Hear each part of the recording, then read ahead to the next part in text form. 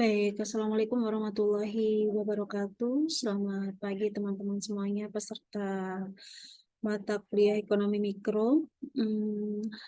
Teman-teman bagaimana kabarnya hari ini? Semoga semuanya dalam keadaan sehat dan baik ya. Baik teman-teman, hari ini kita akan masuk ke materi yang baru. Kalau sebelumnya kita banyak membahas mengenai perilaku konsumen, kemudian mengenai indifferent curve, kemudian mengenai permintaan. Sekarang kita akan beralih ke sisi yang bagian penawaran. Penawaran ini erat kaitannya dengan produksi, jadi kita mulai membahas mengenai production atau produksi. Slide ini akan Bu Anggari kirim nanti di chat, ya, di grup. Nah,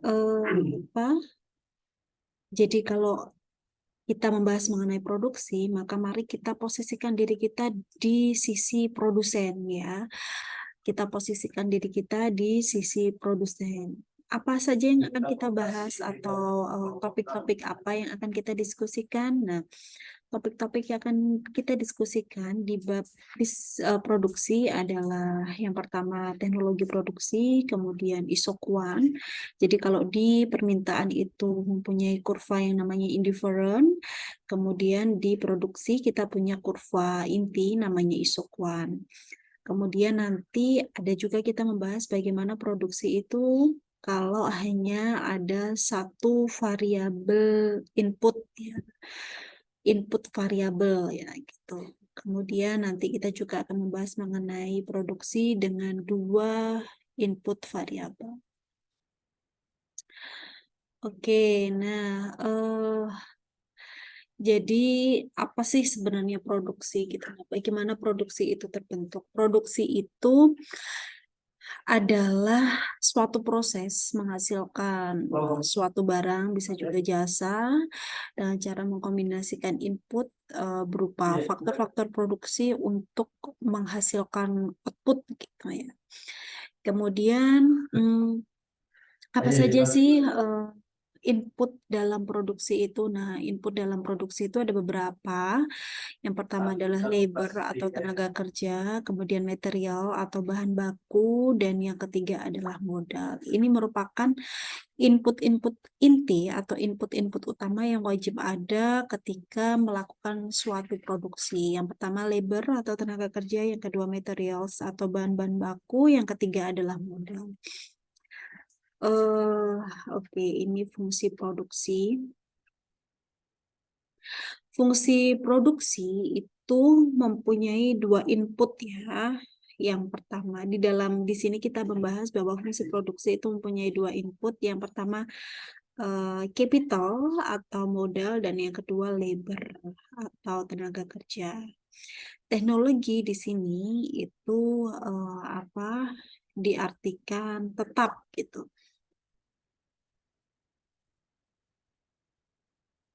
Nah, ini kita sudah membahas mengenai isokuan ya. Isokuan itu merupakan grafik atau kurva, itu tadi kurva miliknya produsen. Mempunyai asumsi bahwa produsen itu mempunyai dua input, yaitu input labor, tenaga kerja, dan capital atau modal. Observasinya atau asumsinya gitu, for any level of K, jadi pada setiap level atau tingkatan kapital gitu, output akan meningkat dengan tambahan labor atau tenaga kerja. Asumsi yang pertama seperti itu. Pada setiap level atau pada level K manapun, output akan meningkat dengan tambahan tenaga kerja. Gitu. Kemudian yang kedua, pada jumlah tenaga kerja berapapun gitu, for any level of L, output akan meningkat dengan tambahan capital. Jadi maksudnya gimana sih Bu gitu asumsi ini? Asumsi yang pertama, modal berapapun, kalau tenaga kerjanya ditambah, itu outputnya akan meningkat. Itu yang pertama. Kemudian kalau yang kedua, pada jumlah tenaga kerja berapapun, output akan meningkat apabila capital atau modalnya itu ditambah gitu. Various ini beberapa kombinasi dari input akan memproduksi output yang sama. Isokuan sendiri itu apa? Nah, isokuan sendiri itu adalah sebuah kurva yang menunjukkan segala kombinasi yang mungkin di antara output yang akan menghasilkan output yang sama gitu. Mohon maaf, saya ulangi. Isokuan adalah suatu kurva yang menunjukkan kombinasi-kombinasi yang mungkin gitu dari input yang akan menghasilkan output yang sama gitu. Kalau kemarin di indifferent curve itu bedanya gini. Indifferent curve itu adalah menunjukkan kombinasi-kombinasi beberapa pilihan yang menghasilkan kepuasan yang sama gitu bagi konsumen. Kalau di isokuan itu kombinasi beberapa input yang menghasilkan output yang sama. Nah, ini contohnya ada di tabel ini. Tabel ini maksudnya gini. Kalau capital inputnya 1, labor inputnya 1, berarti akan menghasilkan 20 gitu. Nah, kemudian kalau capital inputnya ditambah 2, kemudian labor inputnya tetap 1 gitu akan naik gitu jadi 40. Kemudian kalau capital inputnya 3 ditambah 3, labor inputnya tetap 1, ini menghasilkan output 55 gitu dan seterusnya. Coba kita lihat mana yang sama gitu kan. Labor input 2, capital input 1 sama dengan capital input 2, labor input 1 di sini. Misal ini 55. Oh, 55 ini sama ya. Labor inputnya 3, tapi capital inputnya 1. Ini sama dengan capital inputnya 3, labor inputnya 1. Gitu cara membacanya. Yang paling besar tentunya di sini ya, capital inputnya besar, labor inputnya juga besar.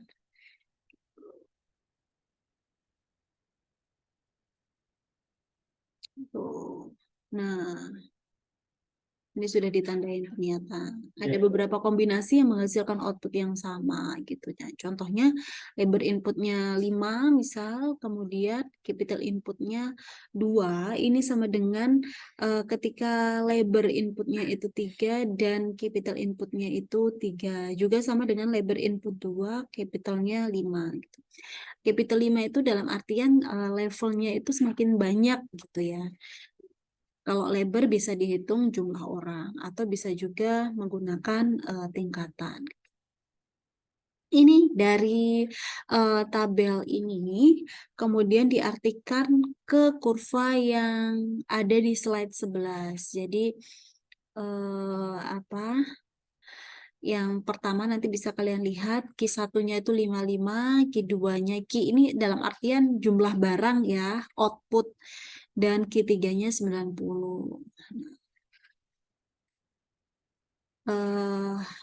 Nanti ada tugasnya, coba kalian nanti bisa menggambar kira-kira apa kurvanya. Selain di sini sudah digambarkan 55 itu kombinasi dari capital dan labor berapa gitu ya. Nah, kalau di permintaan kemarin di sini key, di sini P atau price, di sini quantity. Nah,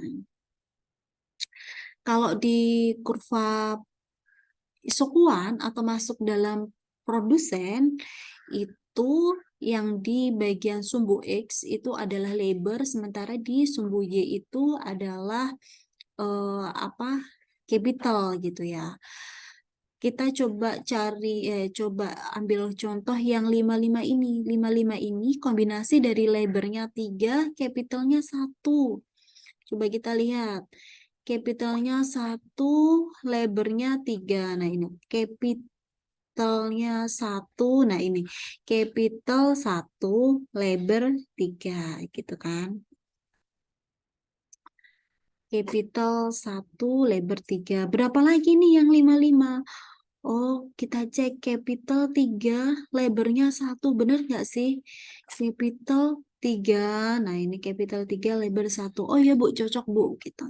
Kalau yang 75 ini berapa aja kombinasinya? Capital 5, lebar 1. Capital 5, lebar 1. Capital 5, lebarnya 1. Oh, nggak ditulis. Ini nanti kalau capital 5 itu semakin ke atas di sini loh. Lebarnya 1 gitu. Ini yang ditulis untuk yang B ini kombinasi 3 dengan 2. Kalau yang 90 kita cek ya. Capital 5, lebar 2. 90. Capital 5, capital 5, lebar 2 di sini. Nanti Bu Anggari minta kalian gambar beberapa ini ya, beberapa angka. Berapa angka itu contohnya mana yang ada? 20, kurang kelihatan ya guys. Kita pakai ungu deh. Yang kalian gambar coba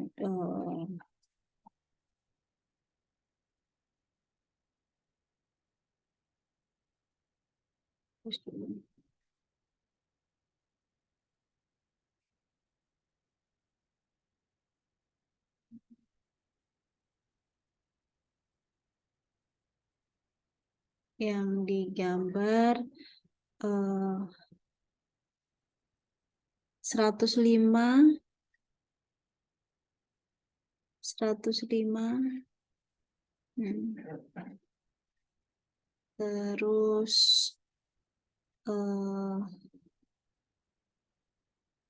85 boleh, 85. Kemudian berapa? Satu lagi 115. 115. Coba nanti kalian gambarkan kombinasinya ya, itu sebagai tugasnya. Oke, next. Nah,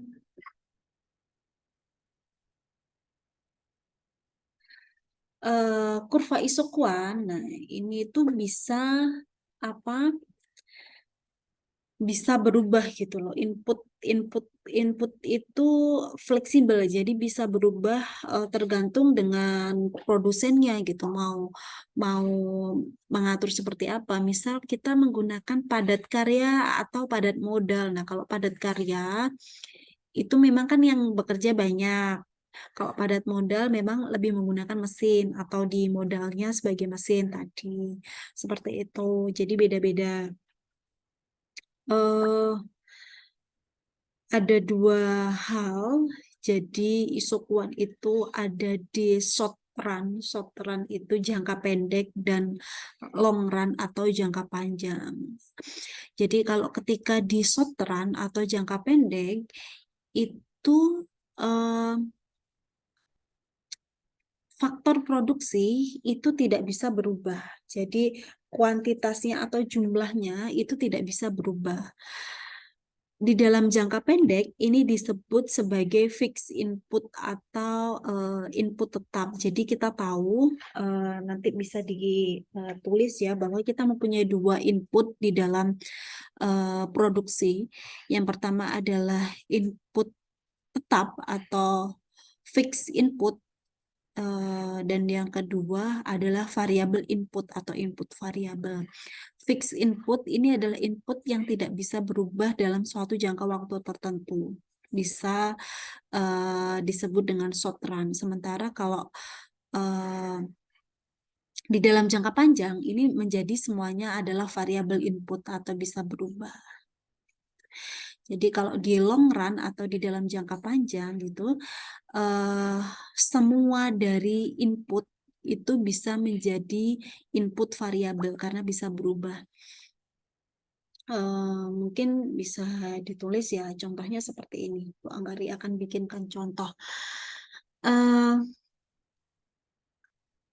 Orang jualan yang di Sapen itu misalnya di sebelah kampus. Nah, itu dia mempunyai fix input gitu di dalam apa jangka pendeknya gitu. Jangka pendeknya misal 1 tahun. Apa saja sih yang menjadi input tetapnya? Input tetapnya mungkin sewa tempat untuk jualan itu dihitung 1 tahun pertama. Atau Bu Anggari bikin contoh apa ini kantin yang di bawah masjid itu loh. Itu kan fix inputnya berupa sewa tempat. Itu harus dibayar di muka selama 1 tahun. 1 tahun ke depan. Nah itu.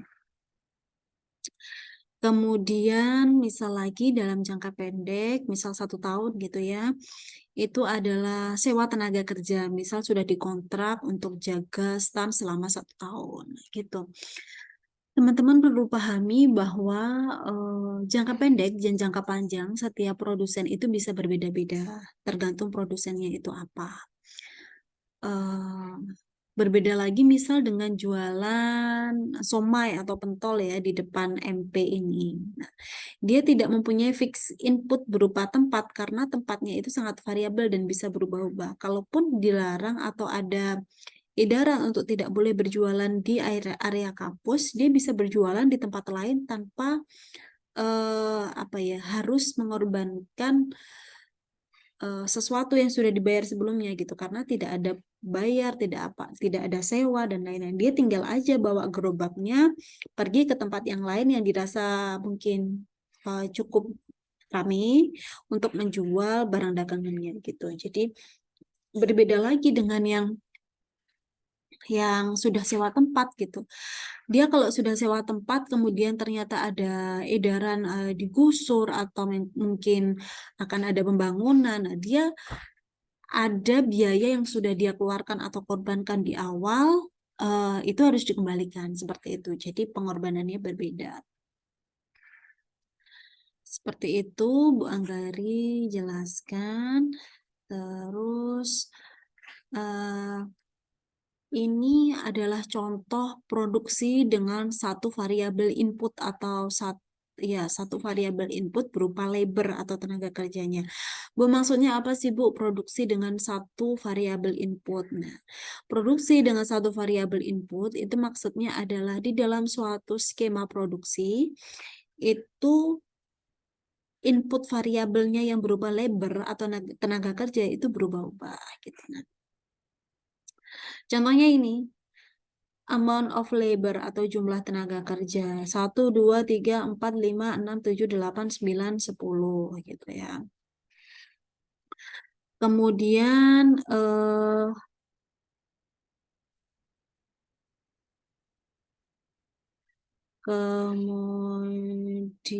sebentar.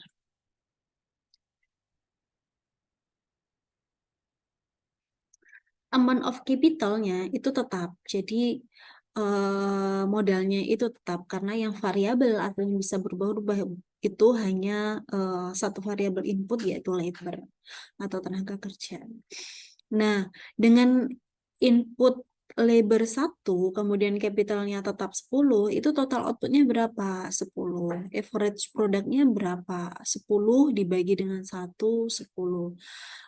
Di sini marginal produknya berapa? Marginal produknya itu 10 dikurangi sebelumnya gitu. Oh, belum ada. Atau 10 min 0 jadinya 10. Misal seperti itu tambahannya. Nah, kalau lebarnya ditambah jadi 2, total outputnya berapa? Oh, 30, Bu, gitu misal. Kemudian average produknya berapa? 15. 15 dapatnya dari mana? 15 dapatnya dari 30 dibagi dengan 2, seperti itu.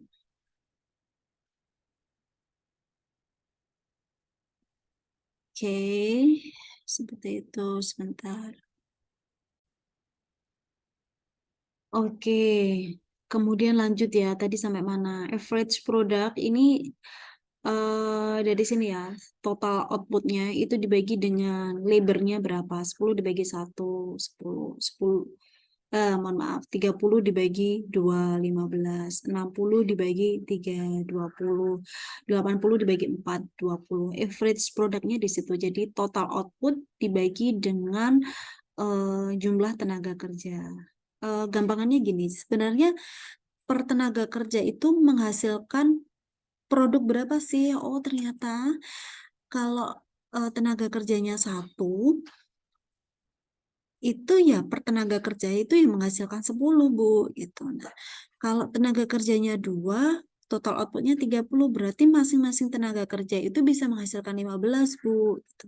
Kalau ditambah lagi labornya 3, total outputnya jadi 60, berarti masing-masing tenaga kerja itu menghasilkan produk 20, Bu. Misal jualan donat, kalau tenaga kerjanya misal 4, sehari dia bisa atau setengah hari dia bisa membuat 80 donat, misal seperti itu ya.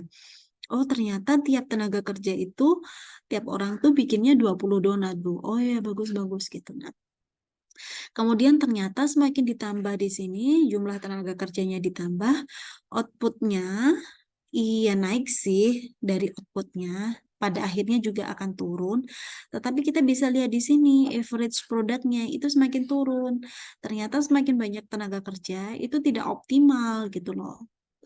Cara kerjanya itu mungkin lambat atau ternyata secara produktivitasnya juga tidak meningkat gitu, malah menurun. Misal 20 turun dari ke 19, 18 gitu. Kalau marginal produknya ini dapatnya dari mana? Marginal produknya itu ya 10 min 0, 10. 30 dikurangi 10, 20. 60 dikurangi 30, 30. 80 dikurangi 60, 20. Seperti itu ya. Jadi kita lihat di sini bahwa tambahan produknya itu semakin ditambah tenaga kerja itu semakin negatif karena produktivitas mereka jadi turun. Misal mereka tambah yang berbincang-bincang, tidak yang bekerja karena tidak apa ya, kira-kira kayaknya kalau kita mau targetnya 100 donat bisa deh dengan 5 tenaga kerja gitu. Kalau 2 tenaga kerja kan kita harus bekerja keras untuk mencapai target tersebut. Nah, gitu. Itu sih contohnya. Oke. Nah, with additional workers atau dengan tambahan tenaga kerja, output akan naik, kemudian mencapai maksimum, dan akhirnya akan turun. Seperti itu. Dan yang kedua, the average product of labor atau apa ya, produk yang dihasilkan oleh masing-masing tenaga kerja itu akan meningkat dan akhirnya akan turun. Tadi yang sudah dijelaskan Bu Anggari. Nah, average product output dibagi dengan labor input. Yang ketiga observasinya adalah the marginal product of labor atau apa ya, output yang dihasilkan dari tambahan tenaga kerja akan meningkat secara cepat, kemudian akhirnya turun dan menjadi negatif gitu, yang tadi yang paling kanan tadi ya. Marginal produk dari tambahan tenaga kerja itu akan meningkat tuh, terus akhirnya akan turun di sini gitu, di sini. Jadi memang yang paling optimal mungkin tenaga kerjanya 3 ya. Jadi kalau sampai 10 itu sudah over gitu, overload yang kerja di situ. Jadi tidak malah apa? Tidak malah menjadi bagus gitu. Nah, ini adalah kurva-kurva. Wah, kalau udah kurva-kurva ini rasanya pusing ya. Tapi nggak apa-apa, Bu Anggari akan coba jelaskan mengenai kurva. Ini total produk. Total produk yang dihasilkan akan meningkat gitu ya. Akan meningkat terus di sini sampai akhirnya turun gitu.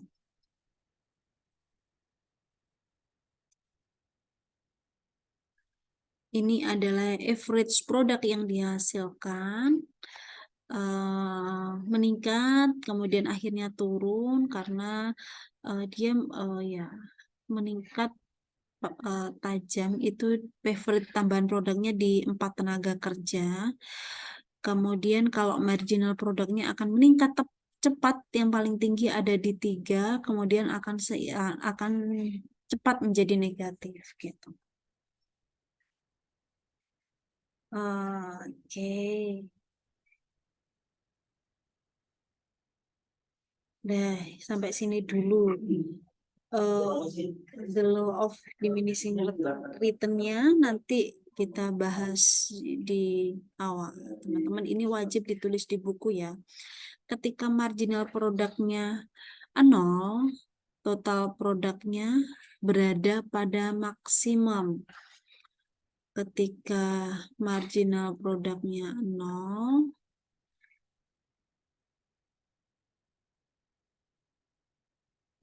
di sini marginal produknya itu 0, berarti total produk yang dihasilkan itu sudah maksimal gitu teman-teman. Udah nggak bisa lagi ditambah gitu, meskipun tenaga kerjanya terus akan ditambah, gitu. Sudah mencapai maksimal. Teman-teman tugasnya selain yang pertama tadi, teman-teman mencatat mengenai kurva-kurva ini ya. Yang pertama, tuliskan ini di buku, disalin, production with one variable input yang berubah tenaga kerja atau labor, ini disalin. Kemudian yang kedua, ini digambar, meskipun nggak paham, tapi digambar dulu. Ini juga ditulis di bawahnya. Digambar semua, ini juga digambar. Dan ini ditulis. Nah, 3 slide ini yang penting. Ini sama seperti yang tadi ya. Udah, itu dulu ditulis, dicatat. Jadi yang paling atas tabel, bawahnya nanti grafik, kurva, bisa ditulis juga di sebelahnya. Kalau bisa kalian menulis tiap bab itu di apa ya? Di model buku yang seperti ini loh. Sini misal ya, sini dan sini gitu. Jadi bisa sambil dilihat gitu kurvanya. Oh, kurvanya ini, kemudian apa grafiknya ini, kurvanya ini bisa dilihat bareng-bareng gitu. Jangan ambil yang dibalik. Kalau dibalik kan susah gitu. Gitu ya. Itu aja sih tugasnya. Sampai hari ini silahkan dikerjakan guys. Semangat. Untuk video ini Bu Anggari akan akhiri. Kemudian Bu Anggari akan bikin satu video lagi mengenai bab selanjutnya. Terima kasih. Selamat pagi, selamat belajar. Assalamualaikum warahmatullahi wabarakatuh.